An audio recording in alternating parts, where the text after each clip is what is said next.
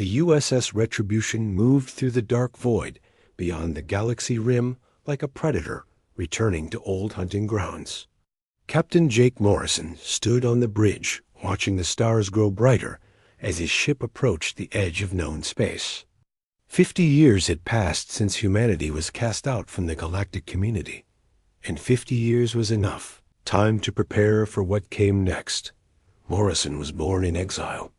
He had never seen Earth or any of the great human worlds that existed before the banishment. His childhood was spent on cold mining ships and hidden stations in the empty dark between galaxies. Every human child born in exile learned the same lessons.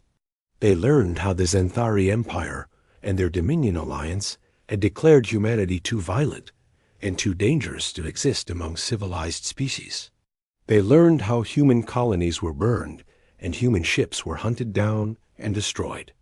They learned that their people were scattered across the void with no home to call their own. But they also learned something else. They learned that exile was not the end of their story. Lieutenant Amy Phillips worked at the tactical station, running final checks on weapon systems that no alien species had ever seen before. She was young, but her eyes held the cold focus that came from growing up knowing that revenge was not just possible, but inevitable. Her fingers moved across control panels with practiced skill as she brought online systems that had been 50 years in the making. Commander Ryan Burke stood at the engineering station, watching power levels climb to maximum capacity. The Retribution was not just a warship, but a masterpiece of human engineering, enhanced with technology, stolen and reverse engineered from their enemies. Every system had been designed with one purpose in mind. Every weapon had been built to kill the species that had tried to erase humanity from existence. Lieutenant Danny Walsh sat at communications, monitoring the radio chatter from nearby star systems. The aliens still talked about humans as if they were ancient history. They spoke of the great exile as their finest achievement and congratulated themselves on ridding the galaxy of the human threat. They had no idea that their greatest mistake was not finishing what they started. Morrison remembered the stories. His father told him about the old days when humans tried to find their place in galactic society. His people had been explorers and traders and builders of great things. They had reached out with friendship to species that met them with suspicion and fear. Every act of human kindness was seen as manipulation. Every display of human strength was seen as aggression. In the end, the other species decided that the galaxy would be safer without humans in it. They were wrong about many things, but they were right about one. The galaxy would never be safe from humanity again. The Retribution dropped out of hyperspace at the edge of the Kepler mining sector, where human colonists had been scratching out a living on barren worlds for decades. These were the forgotten people, the ones who had been too far away or too poor to evacuate when the exile began. They survived by keeping quiet and paying tribute to alien overlords, who treated them like animals. Phillips looked up from her station with excitement in her voice. She had detected distress signals coming from 3 human civilian ships under attack near the 4th planet. The attackers were Xanthari patrol vessels, playing with their prey like cats with wounded mice. Morrison could hear their transmissions on the open channels as they mocked the human ships and called them names that made his blood burn with anger. The alien commander was laughing as he spoke to his subordinates about how easy it was to hunt the remaining human vermin. He said humans were weak and cowardly and deserved to die slowly for the crime of existing. He ordered his ships to disable the human vessels and take prisoners for sport, rather than granting them a quick death. Morrison felt the familiar cold, rage that had driven him through years of training and preparation. This was the moment they had been waiting for. This was why the Retribution existed. He gave the order to decloak, and Phillips brought all weapons online with deadly precision. The Retribution appeared in the middle of the battle zone, like a ghost materializing from nightmare. The Xanthari Ships were caught completely by surprise, as human weapons locked onto. Their hulls with targeting systems that were faster and more accurate than anything they had ever faced. Burke rerouted power to the main guns, while Walsh jammed all enemy communications to prevent them from calling for help. The Retribution moved with grace that seemed impossible for a ship of its size. Every maneuver was calculated to maximum advantage, while alien vessels struggled to track a target that moved like liquid death through space. The first Xanthari ship died in seconds as quantum torpedoes tore through its shields and hull like they were made of paper. The second ship tried to flee, but plasma railguns reached out across space to vaporize it before it could escape. The third ship attempted to surrender, but Morrison had no interest in prisoners. In less than 3 minutes, the Xanthari patrol was nothing but expanding clouds of debris and superheated gas. The human civilian ships floated in space, sending confused signals asking who had saved them. They could not believe that a human military vessel still existed. Morrison opened a channel to the rescued ships and spoke with quiet authority that carried the weight of 50 years of preparation. He told them that humanity had returned and that the days of running and hiding were over. He told them that their exile was ending and that those who had cast them out would pay the price for their cruelty. The civilians wept with joy and disbelief as they realized they were no longer alone in the dark. Word would spread quickly through the hidden human settlements. Hope would kindle in hearts that had given up on ever seeing justice. The galaxy would learn that humanity had not been destroyed by exile, but had been forged by it into something far more dangerous than they had ever been before. Captain Jake Morrison looked out at the stars that had witnessed humanity's humiliation and smiled with satisfaction. The first blood had been drawn. The message had been sent. Humanity was back, and they were no longer asking for permission to exist. News of the destroyed Xanthari patrol spread through alien communication networks like wildfire across dry grass.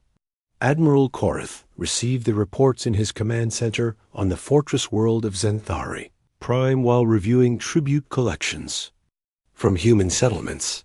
The alien commander read the tactical data with growing irritation as his subordinates tried to explain how 3 of his ships had been completely obliterated by what appeared to be a single human vessel. Korath dismissed the incident as impossible. The reports claimed that human weapons had penetrated Xanthari shields with no difficulty, and that the attacking ship had moved with speed and precision that exceeded anything in their databases. Such claims were clearly the result of sensor malfunction or crew panic. Humans were primitive creatures with outdated technology and no military discipline.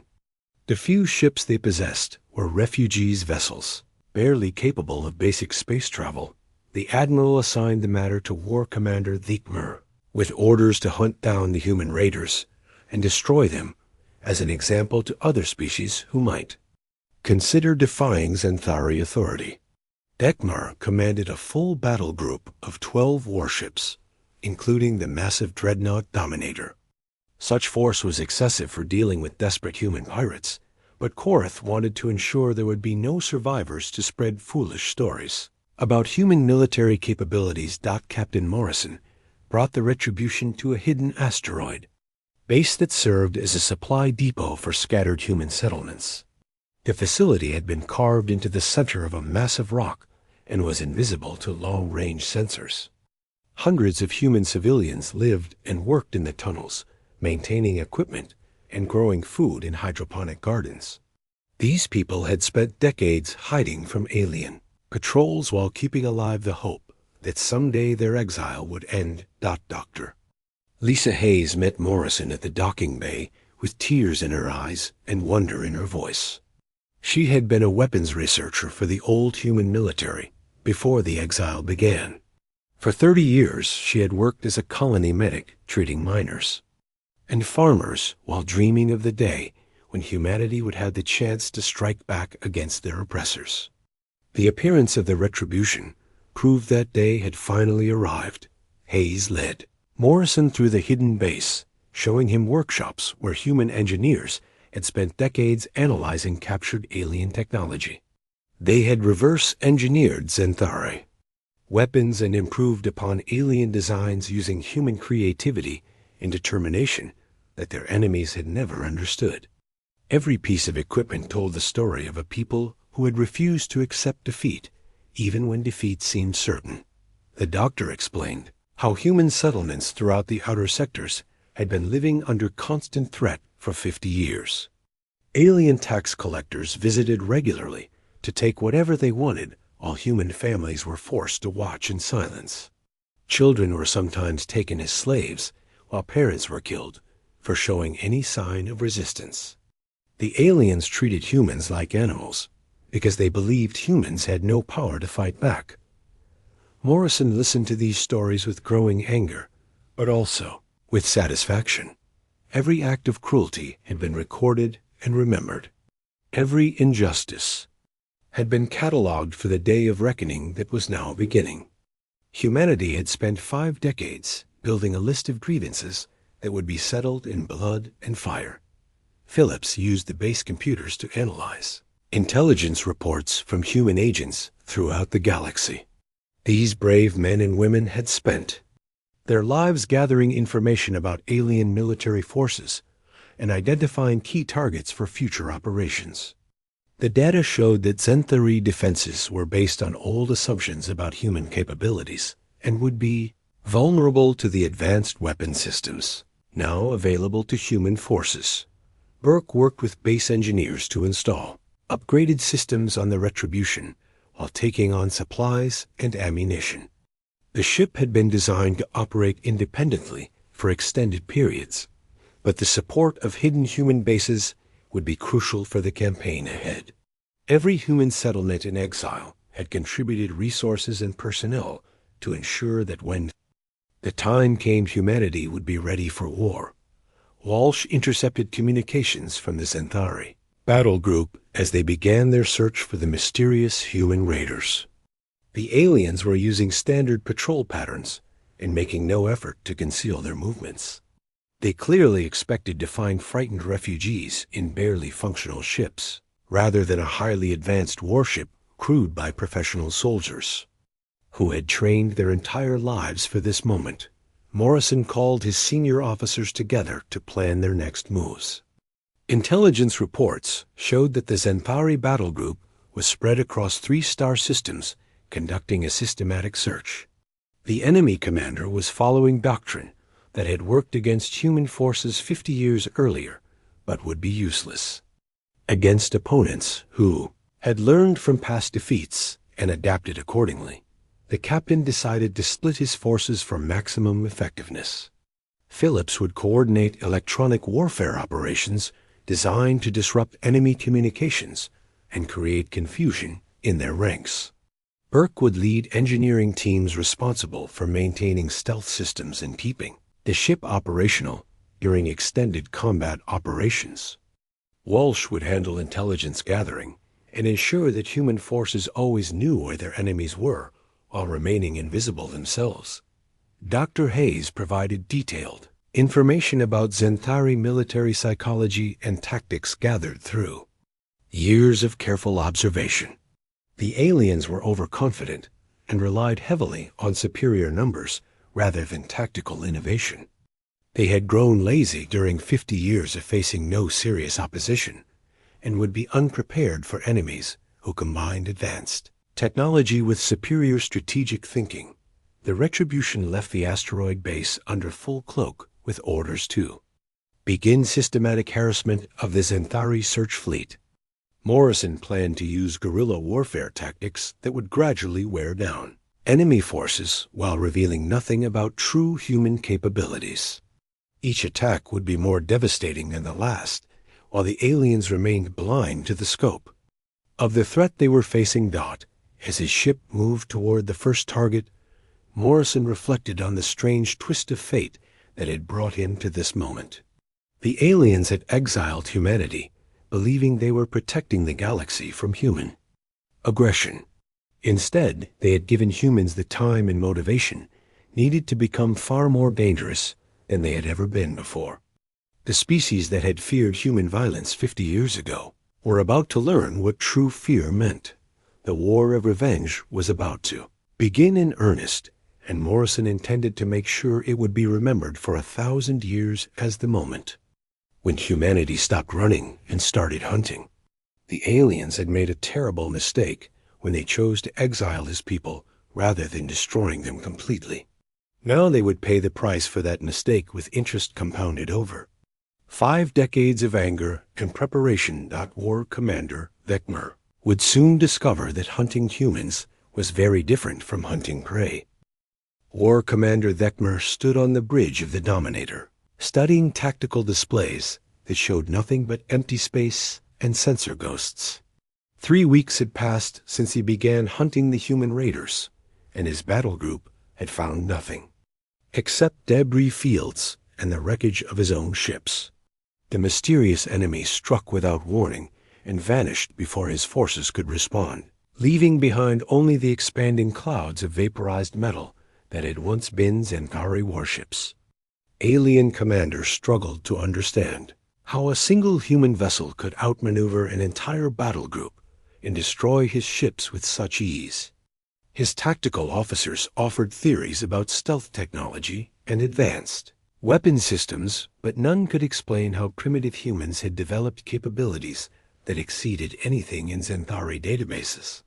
The reports from surviving crew members described impossible things, like weapons that ignored shields and ships that appeared and disappeared like ghosts. Vecmer had lost 4 ships in the past week alone. Each attack followed the same pattern, with the human raiders appearing from nowhere to unleash devastating firepower before vanishing back into empty space. His attempts to track the enemy had failed completely, as if they were fighting an opponent who could read his thoughts and anticipate every move. The war commander began to suspect he was facing something far more dangerous than desperate refugees with stolen weapons. Captain Morrison watched the enemy battle group from the safety of a nebula where the retribution remained hidden under full cloak. His ship had become a legend of terror among Xanthari crews, who whispered stories about the ghost ship that brought death from the darkness. Phillips monitored their communications and reported that enemy morale was collapsing as fear spread through their ranks like a plague. The human captain had divided his crew into specialized teams that worked with deadly efficiency to hunt the scattered alien ships. Burke led engineering teams that maintained the quantum cloak systems while making continuous improvements to weapons and defense capabilities. The Retribution had become a perfect killing machine that struck with precision and vanished, without trace, leaving behind only the evidence of alien defeat. Walsh coordinated electronic warfare operations that turned enemy communications into weapons against them. He fed false information into Xanthari networks, causing their ships to chase phantom contacts while leaving real targets completely undefended. The aliens were fighting blind, while human forces saw everything and struck only when victory was certain. Dr. Hayes had joined the crew as an intelligence specialist, providing detailed analysis of enemy psychology and tactical weaknesses. She explained how Xanthari military doctrine relied on overwhelming firepower and numerical superiority rather than tactical innovation or strategic thinking. Their commanders were trained to fight conventional battles against opponents who followed predictable patterns. They had no experience dealing with enemies who refused to engage on terms that favored alien advantages. Morrison used this knowledge to create a campaign of systematic terror designed to destroy enemy morale before moving against larger targets. His forces attacked supply convoys and isolated outposts while avoiding direct confrontation with main battle groups. Each strike was carefully planned to maximize psychological impact while revealing nothing about true human capabilities or intentions. The Retribution emerged from hyperspace near a Xanthari supply depot that provided fuel and ammunition to patrol. fleets throughout the sector. The facility was lightly defended with only 2 escort vessels and a handful of automated defense platforms. Phillips locked weapons onto all targets, while Burke prepared boarding parties equipped with powered armor and weapons that made them nearly unstoppable in close combat. The attack lasted exactly 7 minutes from beginning to end. Human plasma railguns destroyed the escort ships before they could raise shields, while quantum torpedoes reduced the defense platforms to scrap metal. Boarding teams captured the supply depot intact along with detailed records of Xanthari military operations and intelligence about human settlements throughout the region. Morrison ordered the facility stripped of everything useful before setting demolition charges that would leave nothing but debris for enemy investigators to find. The captured intelligence revealed locations of hidden human communities that had been paying tribute to alien overlords for decades. It also showed the true scope of Xanthari military deployment and identified key targets for future operations. Destruction of the supply depot sent shockwaves through the Xanthari command structure as Admiral Koreth realized he was facing an enemy far more capable than anyone had imagined. The speed and precision of the attack, combined with the complete lack of survivors, indicated that human military capabilities had evolved dramatically during the Exile period. Koreth began to fear that his forces were not hunting refugees, but were themselves being hunted by a superior opponent. Vecmar received orders to abandon his search and withdraw to defended positions where his remaining ships could be protected by fixed defenses and reinforcements. The war commander protested that retreat would be seen as weakness by other species, but Koreth was more concerned with preventing further losses. The mysterious human raiders had already destroyed 6 warships and showed no sign of slowing their campaign of terror. Morrison intercepted the withdrawal orders and realized his opportunity for a decisive blow was approaching. The enemy battle group would be vulnerable during their retreat as individual ships moved through hyperspace corridors that could be predicted and ambushed. Phillips calculated optimal interception points, while Burke prepared special weapons designed specifically for attacks on ships. Emerging from hyperspace. The Retribution positioned itself along the primary hyperspace route leading back to Xanthari territory and waited for the enemy to arrive. Walsh monitored communications from the retreating battle group and reported that alien crews were demoralized and frightened by weeks of fighting an invisible enemy. Many ships showed signs of mechanical problems caused by stress and poor maintenance. During extended operations, the first Xanthari ship emerged from hyperspace directly into a concentration of quantum torpedoes that tore through its hull like tissue paper. The second ship tried to change course, but plasma railgun fire crippled its engines and left it drifting helplessly in space. The third ship attempted to flee back into hyperspace, but human weapons were faster than alien reflexes. In less than 10 minutes, Morrison had reduced the Xanthari battle group to half its original strength while suffering no casualties of his own.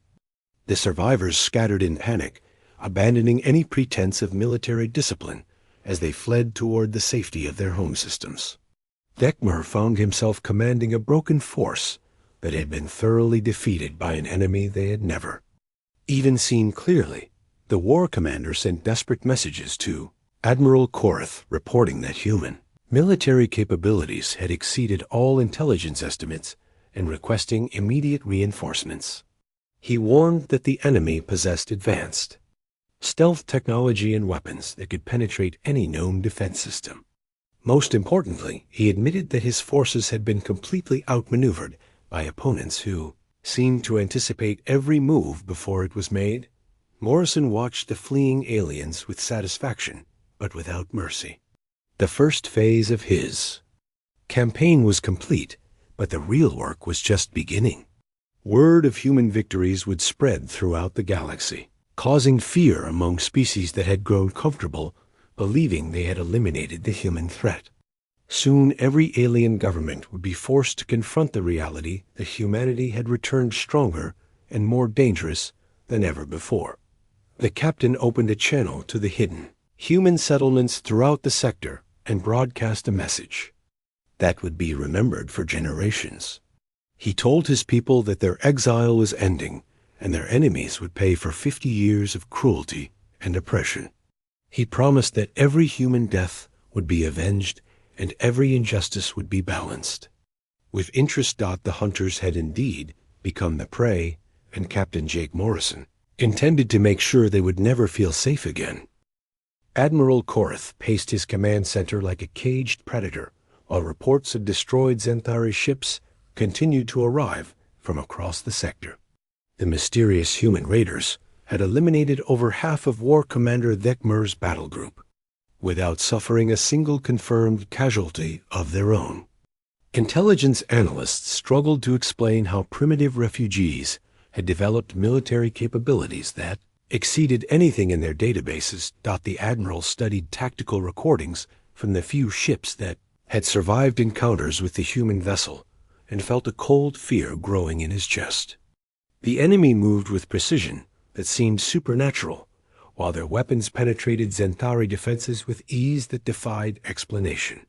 Most disturbing of all was the complete lack of communication from the attackers who struck in silence and vanished without trace like avenging spirits from ancient mythology. Korath had built his career on the systematic oppression of human settlements throughout the galaxy.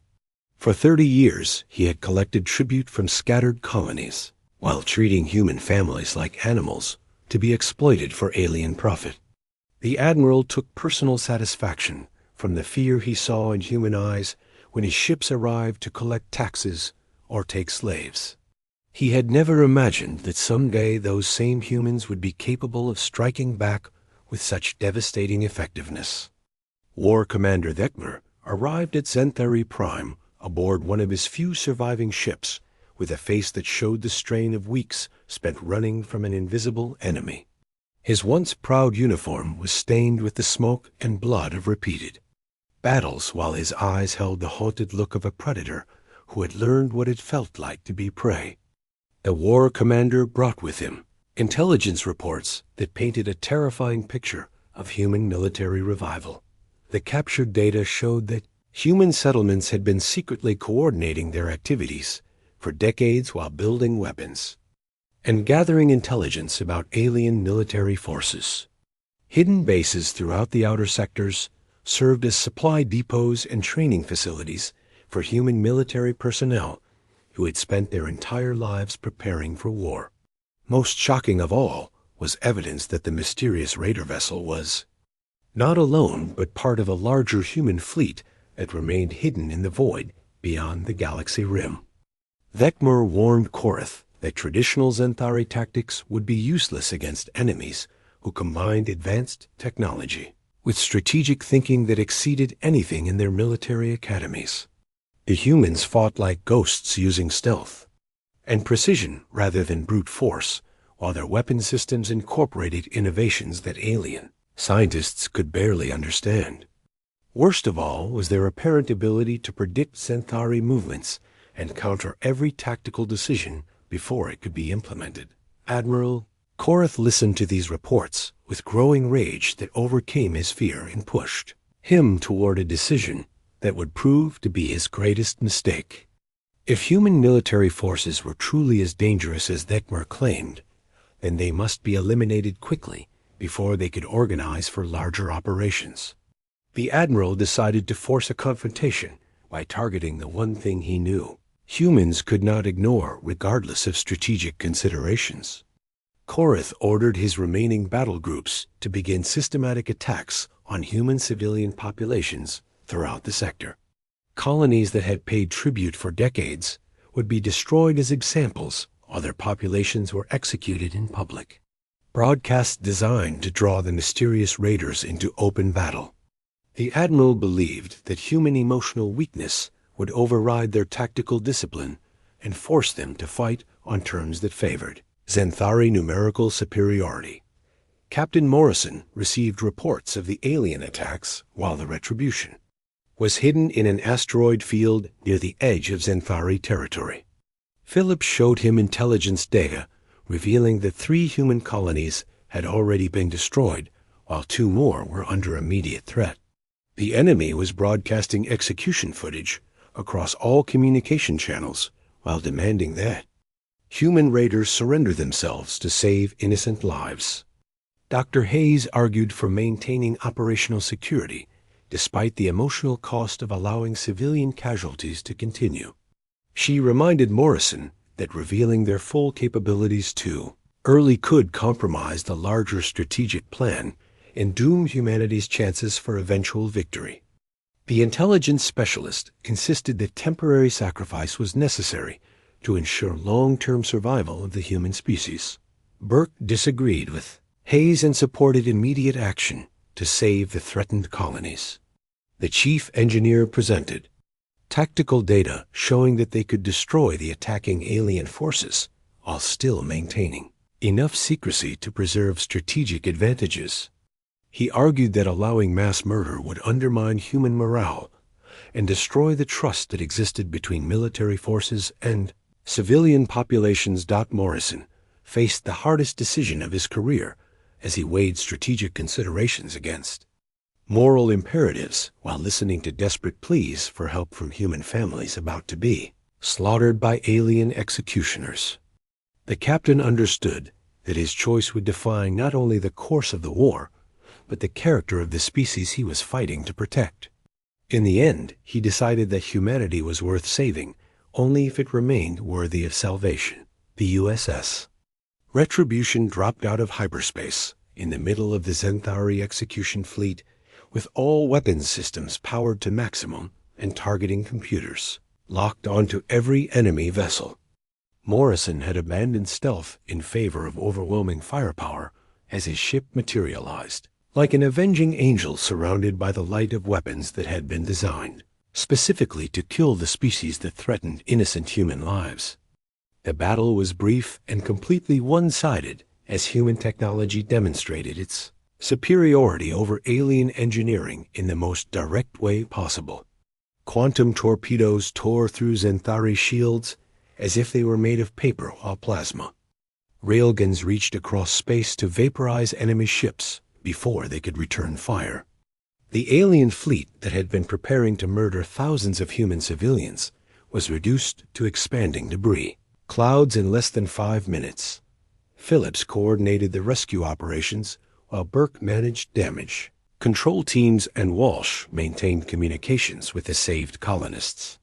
The Retribution's superior technology allowed them to complete the mission without suffering any casualties while demonstrating capabilities that would send shockwaves throughout the Zenthari command structure. Every sensor recording would be analyzed by alien intelligence specialists who would finally understand the true scope of the threat they were facing. Morrison decided to send a personal message to his enemies by boarding the Zenthari command ship before it was destroyed. He led a strike team that included Phillips and Burke, wearing powered armor that made them nearly invulnerable to alien weapons. The boarding party fought through the ship's corridors with methodical efficiency, while enemy defenders fell back in terror from opponents who moved like armored demons. Commander Thekmer waited on his bridge surrounded by the bodies of his officers who had died trying to stop the human assault. The alien commander looked up at Morrison with eyes that held defeat and fear in equal measure, while recognizing that he was facing an enemy far more dangerous than anything his people had imagined.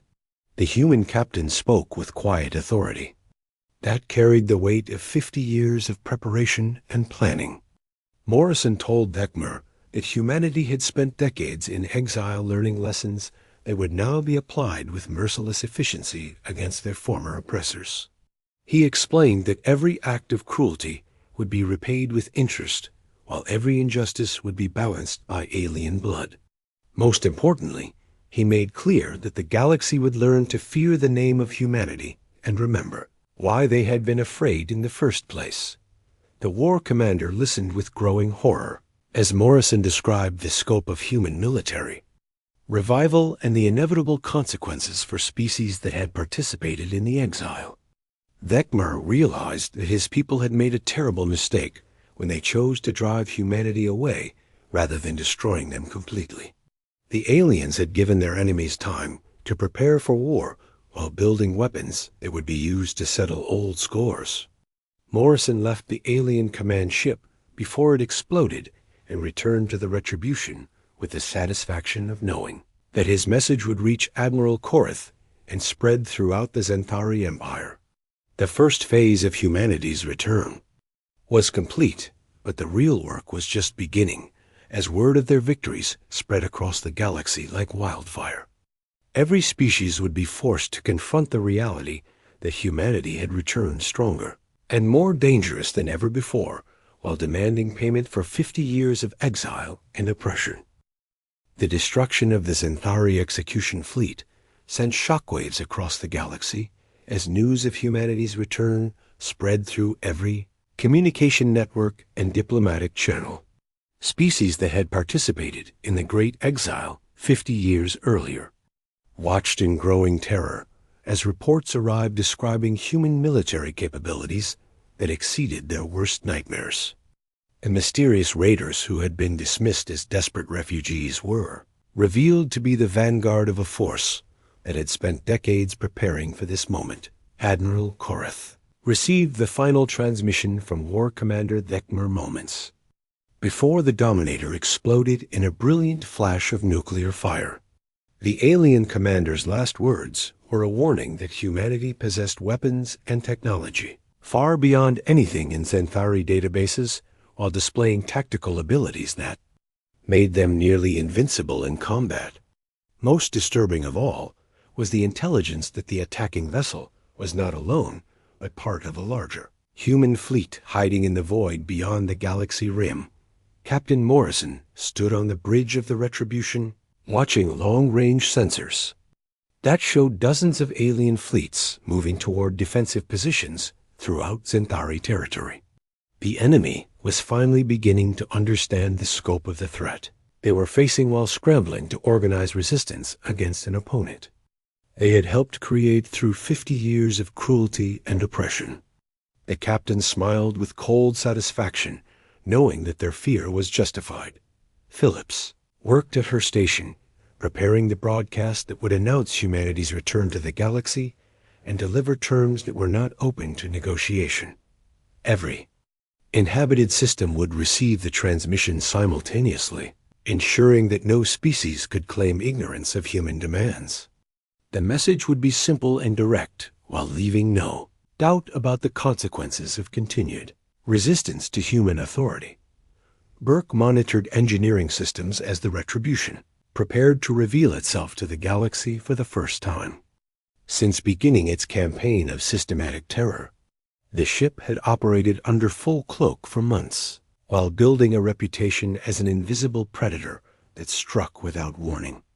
Now the time for hiding was over, as humanity prepared to announce their return with a demonstration of power that would reshape galactic politics forever. Dr. Hayes stood beside Morrison, reviewing intelligence reports from human agents throughout the galaxy who had spent their lives gathering information about alien military forces and political structures. The data showed that panic was spreading through the Dominion Alliance as member species began to question their loyalty to Xanthari leadership. Several governments had already withdrawn their fleets from joint operations, while others were secretly negotiating for separate peace agreements with human representatives. Walsh opened communication channels to every inhabited star system within 1,000 light years, while broadcasting on all frequencies used for interstellar commerce and diplomacy. The transmission would reach billions of alien citizens, along with their political and military leaders, ensuring that humanity's message could not be suppressed or distorted by government censorship. Every species would hear the truth about human capabilities and intentions directly from the source. Morrison began his address to the galaxy with words that had been carefully chosen to convey both strength and determination, while making clear that humanity's patience had finally reached its limit. He spoke of 50 years spent in exile, while scattered human communities suffered under alien oppression and exploitation. He described the systematic cruelty that had been inflicted upon his people by species that claimed to represent civilization and justice. The captain explained that humanity had used their time in exile to prepare for this moment while building weapons and training forces that would settle old scores with merciless efficiency. Every act of violence against human civilians had been recorded and catalogued for the day when justice would finally be served. Every species that had participated in the exile would be held accountable for their decisions, while those who showed wisdom in making peace would be treated accordingly. Morrison announced that humanity demanded immediate cessation of all attacks on human colonies, along with recognition of human sovereignty throughout the galaxy. Species that complied with these terms would be left in peace to manage their own affairs without interference. Those who chose to continue their aggression would face consequences that would serve as examples to others who might consider similar foolishness. The broadcast included tactical recordings from recent battles that demonstrated human military superiority over alien forces, while showing the fate that awaited those who refused to accept the new reality. The footage of Zenkari ships being destroyed with contemptuous ease sent terror through alien populations who had grown comfortable believing that humanity posed no threat to their security. Phillips reported that responses were already arriving from governments throughout the galaxy as political leaders struggled to formulate policies that would protect their species from human retaliation. 17 alien civilizations had immediately transmitted diplomatic envoys requesting peace negotiations, while others were frantically withdrawing their forces from positions near human settlements. The speed of these responses showed how quickly fear could replace arrogance when survival was at stake. Burke announced that long-range sensors were detecting the arrival of additional human warships emerging from hyperspace at strategic locations throughout the sector. The USS Retribution was no longer alone as dozens of vessels that had spent decades hidden beyond the galaxy rim finally revealed themselves to begin the next phase of humanity's return to galactic prominence. Each ship was crewed by humans who had been born in exile and trained from childhood for this moment of reckoning. Morrison opened a private channel to the hidden human settlements that had endured 50 years of oppression while waiting for this day to arrive. He told them that their exile was officially over and that they could finally stop hiding from species that had once seemed so powerful. The captain promised that human children would grow up free from fear while their parents could build the civilization that had been stolen from them so many years ago. Dr. Hayes provided details about the strategic situation that showed how completely the balance of power had shifted in humanity's favor. The exile period had given human engineers time to develop weapon systems that were generations ahead of anything possessed by their enemies, while human military planners had created strategies that exploited every weakness in alien defensive doctrine. Most importantly, the shared experience of persecution had united scattered human communities into a force driven by common purpose and unshakable determination.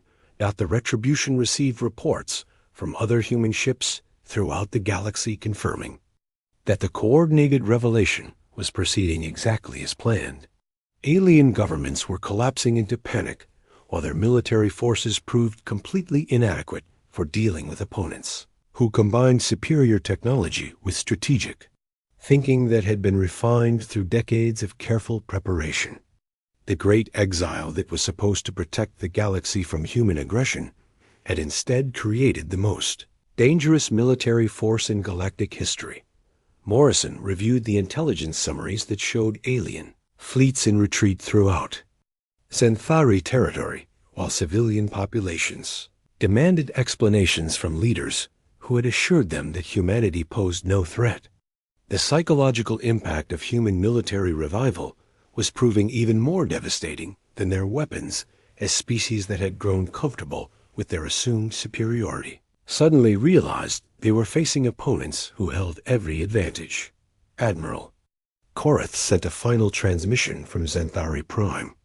Before his government collapsed into civil war and his fleet disintegrated under the pressure of dealing with an enemy that seemed to anticipate every move before it was made, the alien commander admitted that his people had made a catastrophic mistake when they chose to exile humanity rather than finding a peaceful solution to their differences. He warned other species that resistance would be futile while begging for mercy that would not be granted.